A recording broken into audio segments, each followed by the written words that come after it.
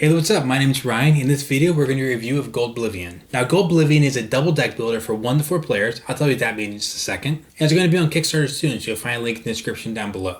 Now, typically at this point, I cut away, show you the board, teach you how the game works. But since I recently did an entire playthrough of GOLDblivion on my channel, there's a link up there. You can check that out and then learn how the game works through that video. Now, assuming you watch that, there are some small differences between solo play and 2 to 4 player play. And I'll just go over those real briefly. In solo mode, you took 3 actions, the opponent took 1 action, you 3 actions, they take 1 action. In multiplayer, you actually take 2 actions and everyone goes around taking 2 actions.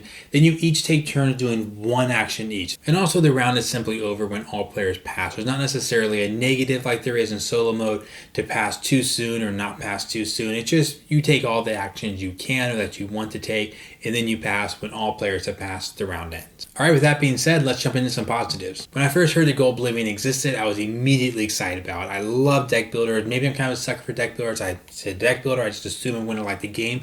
This is a double deck builder. What that means is that you have your typical deck, you think of as a deck builder where you draw your 5 cards, you do your actions with those, you reshuffle and with your newly acquired cards, and you kind of make your deck bigger and bigger.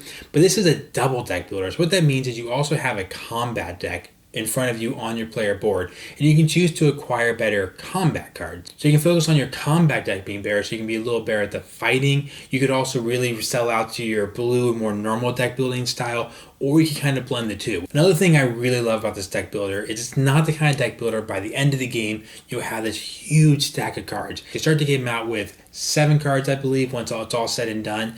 And every turn, you have to throw away a card. I love this feature of this game, is every turn you start off, you pick 1 card that goes into production. This card doesn't matter. Once you turn it face down, you'll never see it again. Because every turn you're throwing away a card, it's just part of the game to automatically have culling of your deck built in. You're just like, I have these 7 cards. You know what? I don't really want to go for combat. I'm going to throw that away. Or I am going to go for combat. I don't think I'm going to use the elves as much though, so I might use my elves to be the one to put in there. So it's cool because there's that automatic culling going on every turn. Then when you acquire cards, you typically aren't acquiring 3 or 4 on a turn. I mean, some turns you'll just acquire 1, some none, some you might acquire 2, but you kind of have this small group of cards. By the end of the game, your deck of cards becomes really powerful. If you watch a solo playthrough I did, you know actually the final turn of the game I actually drew 5 elves, maybe 4 elves, and I drew 1 extra, so I ended up with 5 elves at one time. The elves all do cool combos with each other, and like, boom, I got 35 gold nuggets. It's just built into the game. You kind of like, everyone starts out the generic can, but really quickly you start doing your own routes. And well, I think I want to get rid of this card.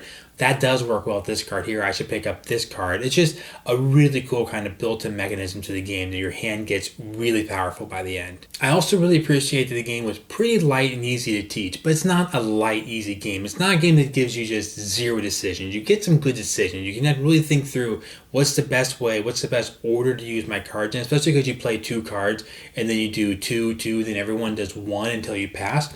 It makes some really interesting decisions. So on your turn, you might decide, okay, I really want to use this card first because if this one second, it's a cooler combo.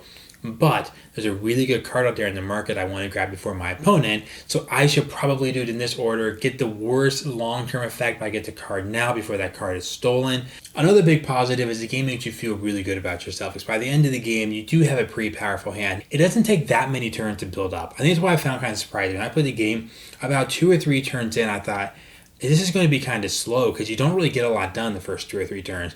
Then all of a sudden you get to turn like 4 or 5 and you're like, oh, the game's almost over. And then by turn 6 or 7, the game has probably ended by that point. So it's a really kind of quick build. The overall gameplay is not too long, 30 minutes or so, but it goes from this like your first turn, you might only get 4 coins, and buy 1 card you're kind of happy with, but you did get that 1 card in production.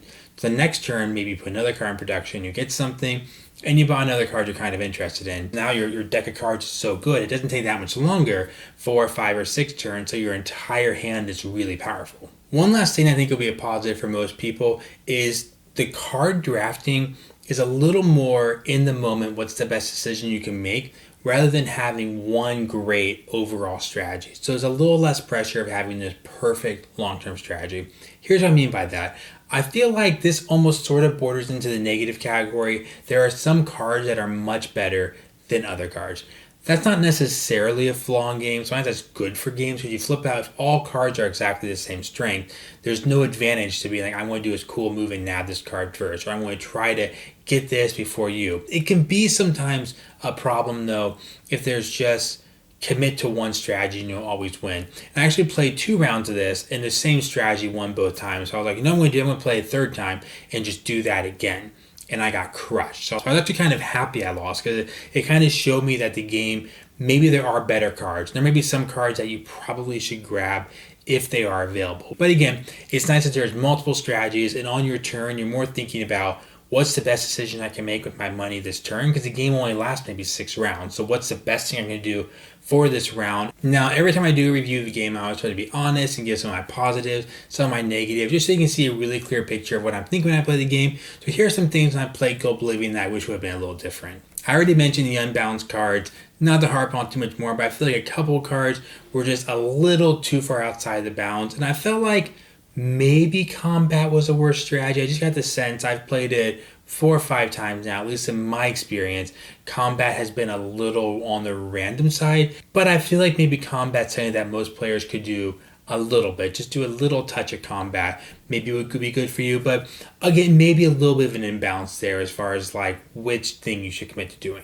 One thing that I wish was a little better about the game was probably the look of it, maybe the overall vibe of the game. Like the art is not bad. The art can just be a little odd or a little bit on the random side sometimes. So there's some art that's like funny, like here's Arthur here. Arthur's funny. You draw a combat card hoping to win a battle and you get good old Arthur who gives you a big whopping 0. But he's volunteering. He's so willing to go fight in your army, but yeah, he stinks. It's kind of on the funny side. Some things are a little more just like, oh, like fantasy, elf in the woods. Like, okay. It just can be a little all over the place. There's like a giant cow that you might fight in the game. Here's just like, I would say a solid, like, decent picture of, you know, a dwarf, a McDonald's. And the last negative would just be the theme. The theme is kind of generic. You're nobles and you're trying to get gold bars. Okay, so now for the fun part, recommendations.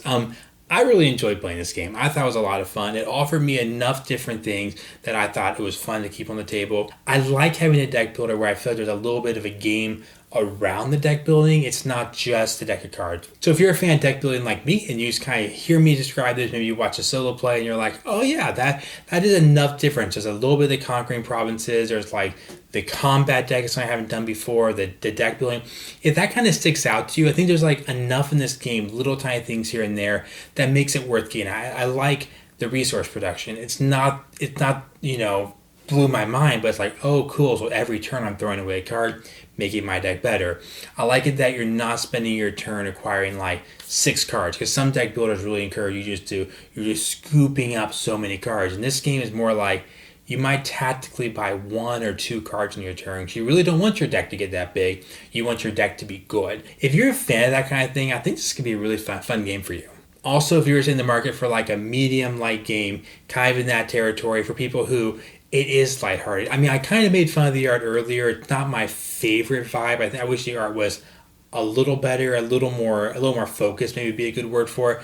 But at the same time, it's a nice game to take out that isn't just like complete generic fantasy, or it's not too dark and too evil. Replayability's been pretty good for me so far, especially how the deck comes out. Think of a deck builder has, for example, 10 of each type of card, or they have a market where all the cards are set up before you, they can be more samey game to game because there's your market. What are you going to buy? Or you have a giant deck of cards, but there's like 20 of each one, so the distribution is much more even. I kind of like that there's not that many of each card, so you can't really bank on a strategy. There is some good replayability because you just might not see that the really good elf that gives you a great combo. You just might not get it in one game. It might not come out. It's not an overly mean game. The meanest thing you could really do to someone, I guess, is take a Providence if they want it and maybe spend a card to toss a few market cards that you think they might want. You could buy a card they want. You kind of get to do your thing on your player board with your deck. You're not going to have a whole bunch of cards that are like, haha, discard all your favorite cards. So there's not a lot of that stuff. So it's a fairly nice game in that sense too. All right, so there's GOLDblivion, a game you might like if you were into deck builders or if you're into double deck builders. Offer you some interesting decisions as far as fighting a little war, when do you want to spend your money, when do you want to convert your money into victory points, basically gold bars, and also if you're into a little bit of cheesiness and quirkiness in the art. If you enjoyed the video, of course, consider subscribing to the channel. I do a lot more reviews, tons of playthroughs on the channel, some how to play videos. And of course, if you like this video, hit that like button down below and it really helps the channel out. Thanks.